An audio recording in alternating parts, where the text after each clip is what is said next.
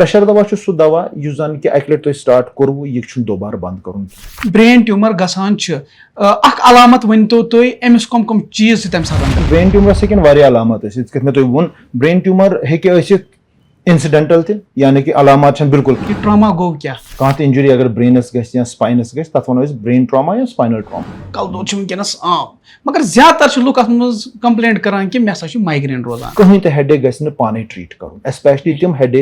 तिम हेडेक्स यम जन कि तुम कांस्टेंट सा उस बचपनस मज लोगमत वन द्राव अमिस बढ़ित नोन यह क्या यम चीज हेकान गसित। ना बिल्कुल हेकन गसित क्या न। बिस्मिल्लाहिर रहमानिर रहीम अस्सलामु अलैकुम व रहमतुल्लाहि व बरकातुहू। यह जन तुम पता कि राइजिंग कश्मीरस पॉडकास्ट सीरीज चलान यथ मज मुख्तलिफ यम जन टॉपिक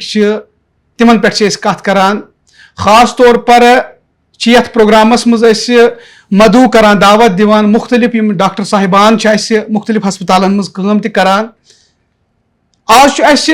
यथ पॉडकास्टस मज वारिया अहम ज्यादा टॉपिक तुलमुत यथ जन वनान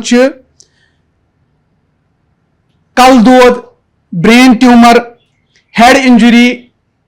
स्पाइन प्रॉब्लम्स स्ट्रोक प्रॉब्लम्स यम जन वनकस कश्मीरस मज आम गम तो यथ मज ज्यादा लुक अवेयर करें यथ टॉपिकस मज तो तमी दावत दिसमस आज यथ प्रोग्रामस मज डॉक्टर इरफान हुसैन भट्ट यम जन सीनियर न्यूरो सर्जन पारस हॉस्पिटल श्रीनगर। डॉक्टर साहब तुहद वारिया ज्यादा शुक्रिया वक्त दिन खतर। गोनिश कत करो तह सन ब्रेन ट्यूमर अमूमन वनकस अगर कश्मीर कत करो कि वारिया ज्यादा ये लुकन मज लबन वनकस ये ब्रेन ट्यूमर गसान कित कन तो यह गो क्या। अस्सलाम वालेकुम रहमतुल्लाहि व बरकातुहू। ब्रेन ट्यूमर हेको वन कि एबनॉर्मल ग्रोथ यह जन कि ब्रेनस मज गसान ब्रेनस normal tissue brain normal structure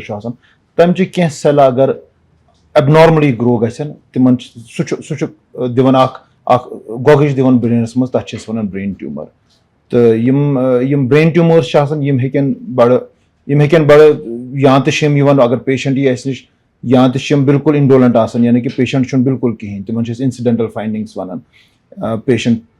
बिल्कुल नॉर्मल बे कुन खतर CT स्कैन या कह तो तथ ब्रेन ट्यूमर या खुदा न खास्ता ब्रेन ट्यूमरस पन अलामत डिफरेंट अलामत ब्रेन ट्यूमर्स अगर तिम अलामत पेशेंट यन निश इवेलुएट कर तो तथ पे मज ब्रेन ट्यूमर पेशेंट तो यम सात अमिस ब्रेन ट्यूमर गसान अलामत वन तो अमिस कम कम चीज तम सात गसान। ब्रेन ट्यूमरस हेकन अलामत मे तुम वोन ब्रेन ट्यूमर हे इंसिडेंटल ति यानी कि अलामत बिल्कुल कहीं एब्सोल्युटली कहीं पेशेंट बे कुन तकलीफ खतर बाय द वे डॉक्टर साहब करान स्कैन ब्रेन स्कैन तो तथ मज brain tumour that is number one. दोयम चीज अमिक अलामत हेकन एज सिंपल एज हेडेक कस पेशेंटस कलदोद रिकरेंट कलदोद ठीक गसन कहीं गोस इनिशियली वारिया कम कलदोद मन मज वन रेगुलरली मिस कलदोद करान कलदोदिस खतर दवा फुल खेवान केमिस्टस निश अनान दवा फुल मगर फर्क गसन कहीं। इन एडिशन टू कलदोद अगर वह वोमिटिंग गसन अगर उल्टी यह उल्टी दवा खेवान अत फर्क गसन कहीं यम चीज हेकन गसित अगर खुदा न खास्ता लार्नि गसन पेशेंटस लार्नि हेकन अलामत ब्रेन ट्यूमर या कह पास हे कमजोर गसित खुदा न खास्ता अगर कह जंग गई कमजोर नर गई कमजोर यह ब्रेन ट्यूमर अलामत विजन बीनई अगर कम गस पेशेंटस कंस अकिस ठीक कह पर्टिकुलर ट्यूमर्स यम जन कि बीनई कम हेकन कर पेशेंटस। सो यम अलामत यम हेकन स्पेसिफिक टू ट्यूमर साइट या हेकन यम जनरलाइज अलामत यानी कि ब्रेनस यम डिफरेंट एरियाज तम डिफरेंट फंक्शंस दिवान कह एरिया करान सन स्पीच कंट्रोल कह एरिया सोन अथ करान कंट्रोल कह एरिया बीनई करान कंट्रोल कह एरिया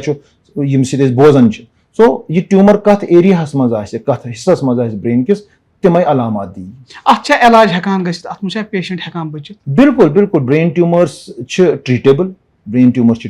क्या ब्रेन ट्यूमर्स यह डिपेंड करान ब्रेन ट्यूमर कम नवियत गोनिच कत तो दोयम चीज कत स्टेजस मज निश सपोज ब्रेन ट्यूमर्स अगर वो क्या ब्रेन ट्यूमर B9 मतलब गो अक लट गई द्राय ब्रेन ट्यूमर्स नबर यम दोबारा वापस कहीं। So these type of brain tumours यम गसन क्योर आप अगर अगर अकिस असल टाइमस पे प्रॉपर टाइमस पे तो न्यूरोसर्जनस नश गई तम कोर इवेलुएट तम कोर पिकअप यम ब्रेन ट्यूमर तम कर सर्जरी या दितनस दवा तो यम गसान ही कैन बी क्योर्ड देन तम पे ब्रेन ट्यूमर्स यम जन के ऑपरेट करान अगर सोरी हन ती नबर कड़न तम पे रेडियोथेरेपी दिन कीमोथेरेपी दिन अगर तम पे रिकर हेकन गम दोबार वापस तो तम बड़ सीवियर किस्मिक ब्रेन ट्यूमर्स बड़ हाई ग्रेड ब्रेन ट्यूमर्स तिमन मज आउटकम वारिया ज्यादा असल कहीं। डॉक्टर साहब ये जन वनस ये टॉपिकस पे कत कर तुम बहस न्यूरो सर्जन करान यह अहम टॉपिक वनस चलान ये पॉडकास्टस मज ये ट्रामास मुतलिक करो कत ये ट्रामा गो क्या वो ट्रामा मतलब गो कह इंजरी अगर ब्रेनस या स्पाइनस तथ वो ब्रेन ट्रामा या स्पाइनल ट्रामा ठीक तो यम ट्रामेटिक ब्रेन इंजरीज या ट्रामेटिक स्पाइनल इंजरीज यम अजकिस माशरस मज डे टू डे लाइफ यम अत मज बढ़िया आज रीजन सन यम द मोड ऑफ ट्रामा यानी कि इनिशियली यूजुअली अगर तुम वो ब्रोह क्या गसान आज ब्रोह 50 वरी या 30 वरी 40 वरी अगर तुम वो व्हीकल्स ज्यादा कह ट्रैफिक ज्यादा कह कंस्ट्रक्शन ज्यादा as a result of which is trauma सह कम गसान पेशेंट ठीक अजकिस डेटस मज अगर तुम वो ट्रैफिक यूत ज्यादा कंस्ट्रक्शन वर्क यूत ज्यादा गसान सो यम ट्रामेटिक ब्रेन इंजरीज तो ट्रामेटिक स्पाइनल इंजरी यहज परसेंटेज तह हदस तम बढ़िया अजकिस अत क्या वास्त पान वन वन ट्रैफिक बढ़ोमुत या कंस्ट्रक्शन वनकस एक्टिविटी चलान वो यम सात ट्रैफिक कत कर ठीक आज ब्रोह 50 वरी आज 50 वरी क्या आज ब्रोह 10 वरी अगर वो ट्रैफिक मे बासान हार्डली 50% यूत आज सान रोडन पे ट्रैफिक ठीक आज यूत ज्यादा ट्रैफिक तीत ज्यादा गाड़ी प्रत कह मगर फॉलो कर ट्रैफिक रूल्स कहें फॉलो कर प्रिकॉशनरी मेजर्स कहें ये जन कि अगर गाड़ी वो सान ठीक मैक्सिमम ऑफ अस पन्ने गाड़ी ठीक मगर सारे गाड़ियों मज सीट बेल्ट्स कत्या सीट बेल्ट लगावान सीट बेल्ट लगावान कहें ठीक तो अगर गाड़ी हन पगह अगर गो गाड़ी हन खतर वुचान अत गाड़ी मज AC अत मज बाकी सहूलियत चीज मगर अमिक सेफ्टी मेजर्स अत मज कत्या एयर बैग्स अत मज तुहद सीट बेल्ट अलार्म सह ना अमुक फ्रेम वर्क युत अत पे कम तवज्जो दिवान सो यम गाड़ियन एक्सीडेंट्स बढ़े आजकल रैश ड्राइविंग करान सड़कन पे तम सह वजूहत कि यम गाड़ियन हंद एक्सीडेंट्स यम बढ़े इन एडिशन टू दिस अगर वो two wheeler accidents bike accidents problem यह कि बाइक्स यम चलावान तम यंग मेल्स यूजुअली या यंग फीमेल्स यानी प्रोडक्टिव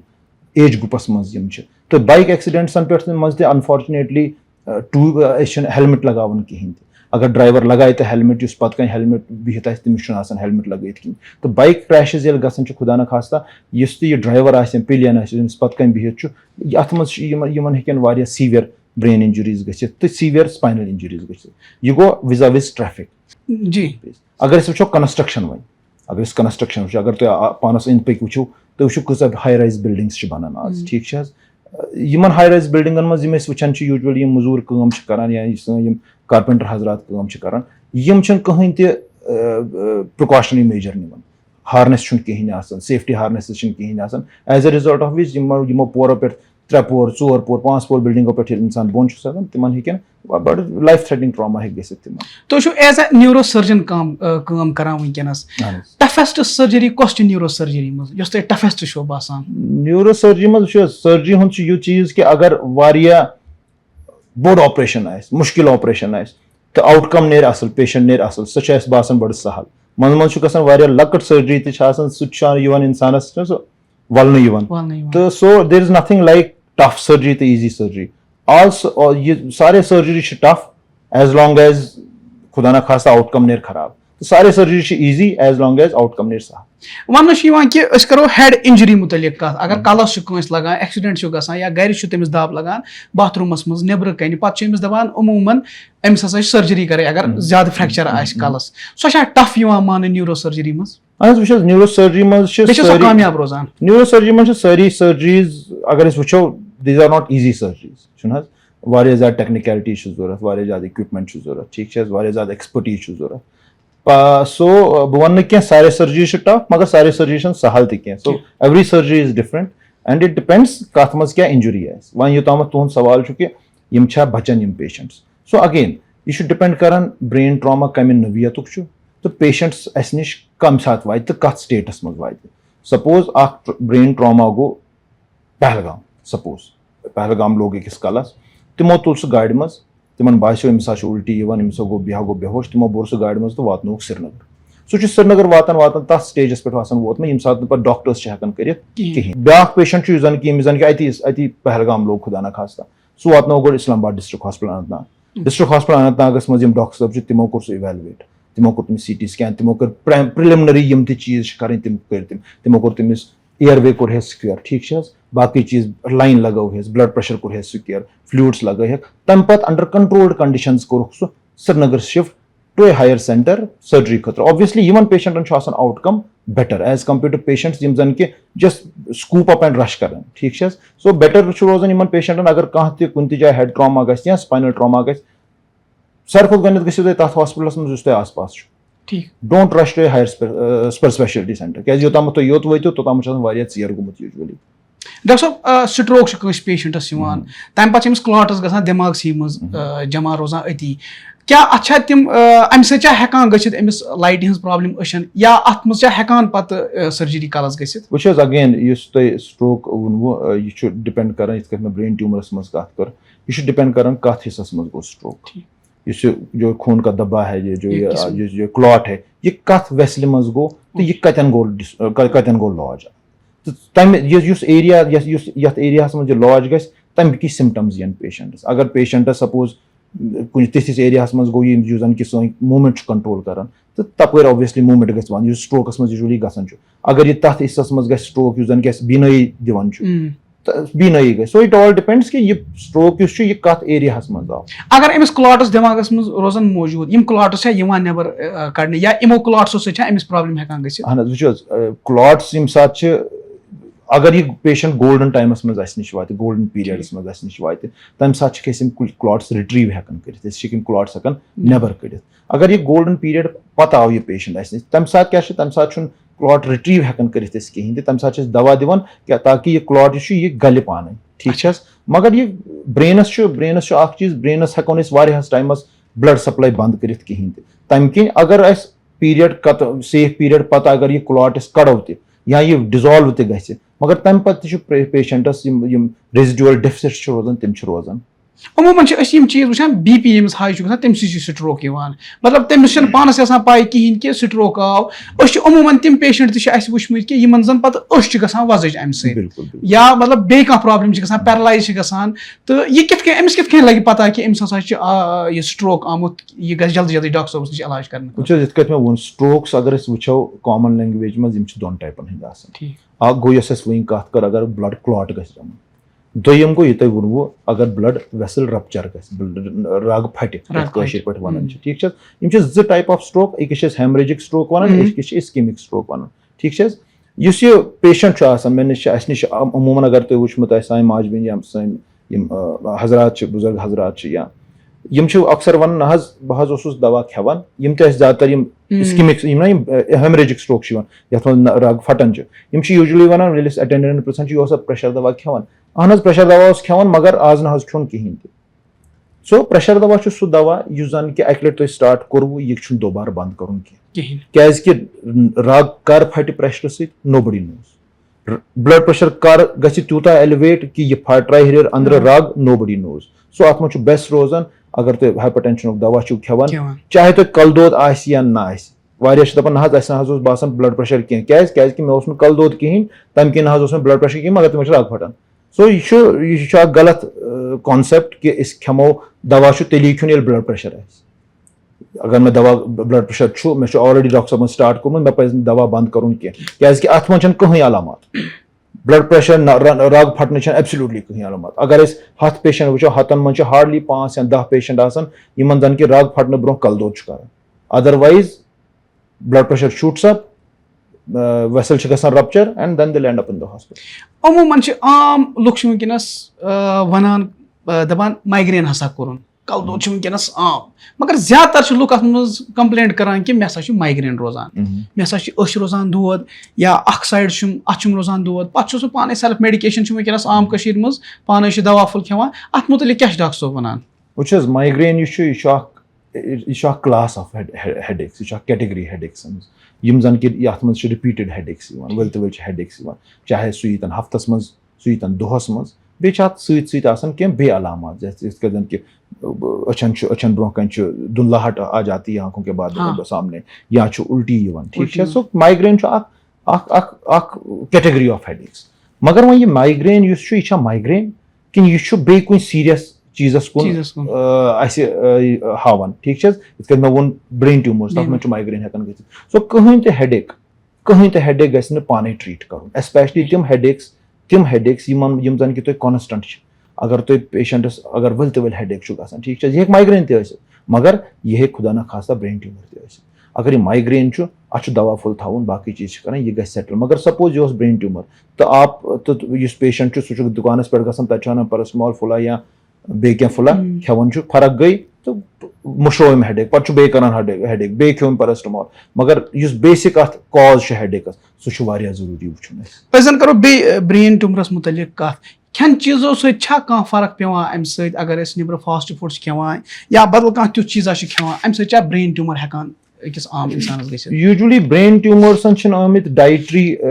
एसोसिएशन ब्रेन ट्यूमर्सन यूजुअली आमत वुचन कहीं ठीक है यथ कि बाकी ट्यूमर सपोज स्टमक ट्यूमर्स या इसोफेजियल ट्यूमर्स तिमन मन डाइटरी इम्प्लिकेशंस वारिया ज्यादा ब्रेन ट्यूमरस मन डाइटरी इम्प्लिकेशंस वारिया ज्यादा कह ब्रेन ट्यूमर्स जन कि अगर 90% ब्रेन ट्यूमर्स वो तिम डिनोवो यानी कि तिम हेकन कंस ते गसित तम पे 10% ट्यूमर्स तिम मोरूसी आसान यानी कि अगर फैमिली मज बे कंस तिमिस ते गसित ठीक तिमिस हेक गसित यम सिर्फ a minor category of tumours मगर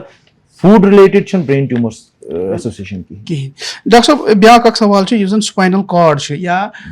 डिस्क डिजीज यम क्या चीज यम कम सगान स्पाइनल कॉर्ड अत हराम नर्व ठीक यह वर्टेब्रल कॉलम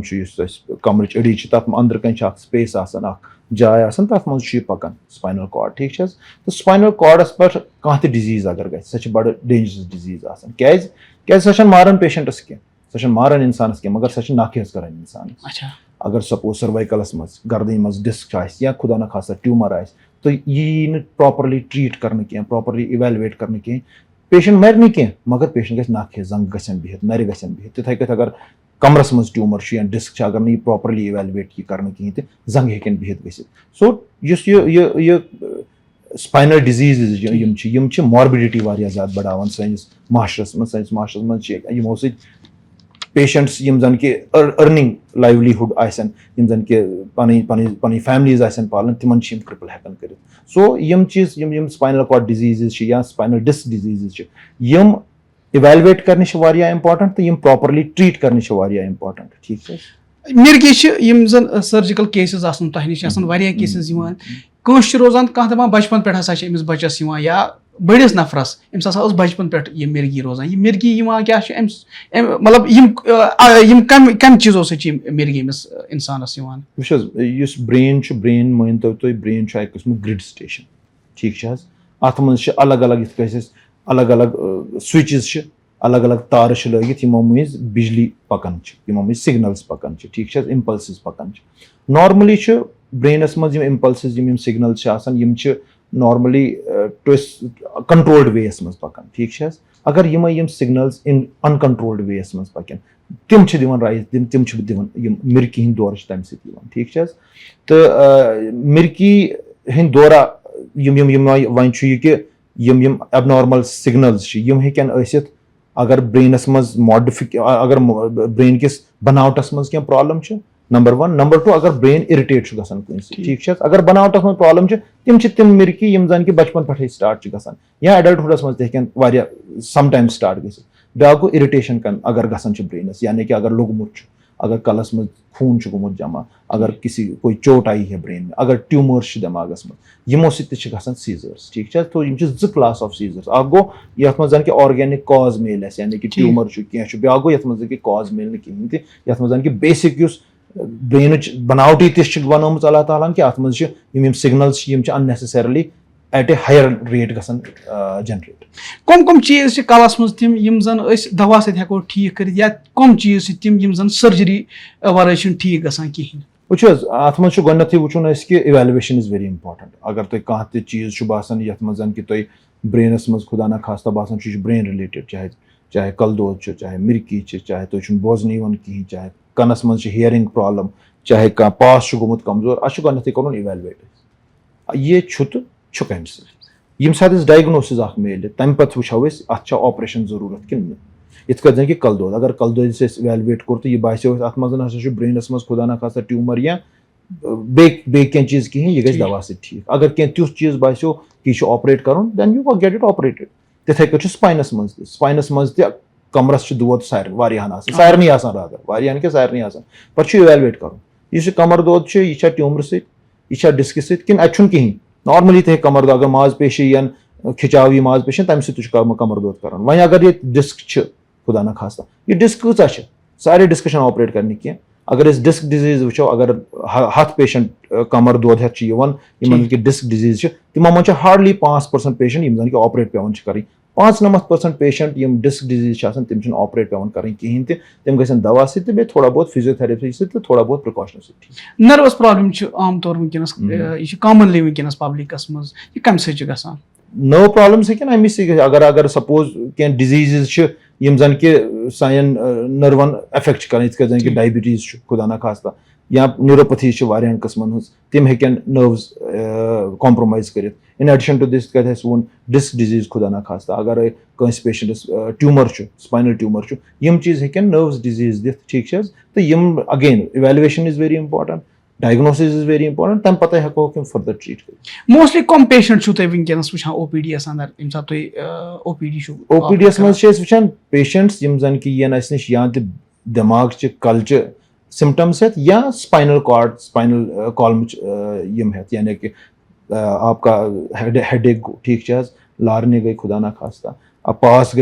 गो कह कमजोर, कमरस दाग, गर्दन दाग ठीक कह नर तो जंग सुन गम पिशाबस करनस मज तकलीफ गसान. यम चीज यूजुअली ओपीडीएस मज बड़ा आम.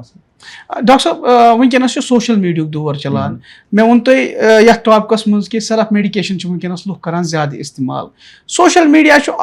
मतलब अगर रेस्पॉन्सिबल सिटीजन सह चलाए असल पे. मोस्टली वुचान कि सोशल मीडिया पे तम खबर वुचान कि लुक गसान पे परेशान सह मे कल दौद मे खबर क्या दलील बह क्या कर मे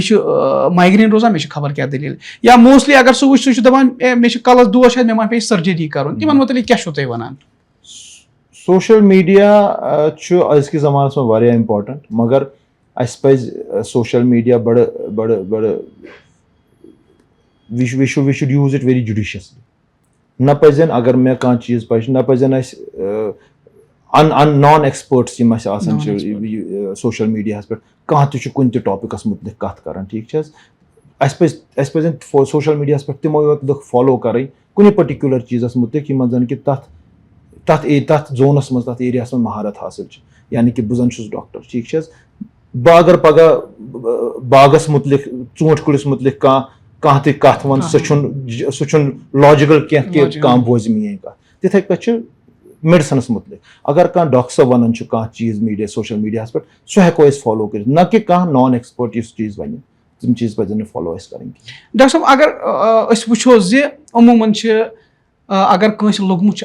बचपनस मज कलस पे बढ़ित दपान अम्स बचपनस मज लोगमुत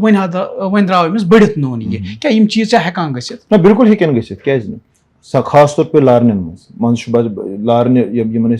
स्कार एपिलेप्सी वन बचपनस मज लोगमुत दिमागस आव कुछ जाए चोट कह ठीक सह दिमाग चोट बलन मगर तथ पे स्कार रोजान ठीक तम स्कारज हेकन जनरेट कर सीजर्स हेकन जनरेट कर खुदा ना खास्ता मिर्की फ्यूचरस मज. तो यह इंपॉर्टेंट चीज जन कि बचपस मज ट्रामा हे बचपन में लगित मगर अमिक असरात हेकन बढ़ित ब्रोह कुन. अम सचन पे पे असर अगर कलस रोज ज्यादा दौद. बिल्कुल एंजाइटी मुतलिक करो एंजाइटी हेकान गसित अम अगर दिमागस पे ज्यादा असर पे. बिल्कुल obviously anxiety related to brain only ठीक psychological factors psychological features of brain trauma या ट्यूमर्स या बे कह चीज ठीक सो ऑब्वियसली एंजाइटी वो अत क्या रीजन अगर खुदा ना खास्ता फ्रंटल रीजनस मज फ्रंटल जोन ब्रेन जोन अगर तथ मज ट्यूमर या तथ मज ट्रामा गोमुत तथ चोट लोगमुत तथ मज पेशेंटस गसान साइकोलॉजिकल मैनिफेस्टेशंस गसान मगर तमें मतलब गो कि सारे साइकोलॉजिकल मैनिफेस्टेशंस ब्रेनस मज ट्यूमरस कुन करान अलामत अगर एंग्जाइटी वो डिप्रेशन वो 90% ऑफ टाइम्स ये psychological rather than organic rather than का ट्यूमर या खुदा ना खास्ता बेकिन चीज युस जन ट्यूमर अश वारिया लट वुचमुत यम दपा यह हसा द्राव नबर अमिस आव चक्कर अमिस गो डायग्नोज ट्यूमर तो यह चक्कर यह अमिस ट्यूमर ब्रोटे बनियोमुत दिमागस मज ब्रेनस मज कि यह अमी सात गसान ना यह मे वो ट्यूमर अलामत ट्यूमर योतामत वारिया लकुट तोतामत हो सकता है यह दिन अलामत कहीं यम सा ट्यूमर बड़े तम पे हे पे अलामत चक्कर वन तम पे लार नीत खुदा न खासा या कह पास कमजोर गई मगर ट्यूमर ऑलरेडी दिमागस मज गुमुत स्टार्ट वरी ब्रो 6 रेत bro 2 worry bro 4 worry bro depends again कुछ ट्यूमर कूता जल्दी बढ़ान ठीक सो ट्यूमर ऑलरेडी तम अलामत पे पब्लिकस खतर तुहंद तरफ आखिरी कह मैसेज यमन जन वनकस पन्नी जाए परेशानी कि अस मा पे कलस सर्जरी करें कंस ट्यूमर या कंस बे कह प्रॉब्लम वनकस कलस मज अगर तुम कह अलामत बासान यम डिस्कस कर सारे खुद बेहतरीन चीज तुम गो डॉक्टर साहबस नश अकिस एक्सपर्टस नश गो पन पान कर इवेलुएट परेशान गहन कहीं जरूरत अगर सीरियस खुद serious brain damage brain disease वो तिमन ट्रीटमेंट चाहे तो मेडिकल ट्रीटमेंट चाहे सर्जिकल ट्रीटमेंट बे ब्रेन एनॉमली ब्रेन ट्यूमर या कह चीज मतलब वो कि खुदा ना खास्ता ला इलाज आज 98% 97% ऑफ ब्रेन ट्यूमर्स या बाकी चीज अगर एन्यूरिज्म्स या बाकी चीज यमन इलाज चाहे तुम दवा स्तन या सर्जरीज स्तन सो मेन यह रोज युत कि अगर तुम कह अलामत बासान तुम गो एक्सपर्टस नश तो तुम कर पन पान इवेलुएट डॉक्टर साहब तुहद टाइम दिन खतर वारिया ज़्यादा शुक्रिया वारिया इंपॉर्टेंट टॉपिक ओस वारिया इंपॉर्टेंट टॉपिकस पे करो तुम कत लुकन अंदर अगर कह जहनस मज ओस मे बासान कि यम सात तुम वो वुचान बोजान तिमन गई सो परेशानी दिमाग मज दूर अक लट बे तुहद वारिया ज़्यादा शुक्रिया यम डॉक्टर इरफान हुसैन भट्ट साहब यम जन सीनियर कंसल्टेंट न्यूरो सर्जन पारस हॉस्पिटल श्रीनगर इन सर मुख्तलिफ बेमारियन पे कत यम जन वनकस अकिस आम इंसानस तम सिंदिस ब्रेनस में यानी कि तम सिंदिस दिमागस मज आसान सर्जरी कम विज पे करें या ट्यूमर कंस head injury spine problems stroke problems मिर्गी या नर्वस प्रॉब्लम्स तो अथ मुतलिक डॉक्टर साहब अस कत करान मे उम्मीद कि तुम यह टॉपिक वारिया ज्यादा पसंद तो तुम करो यह वीडियो ज्यादा खुद ज्यादा शेयर ताकि लुकन नश वाती अवेयरनेस सन राइजिंग कश्मीर के साथ जुड़ने के लिए आपका बहुत बहुत शुक्रिया।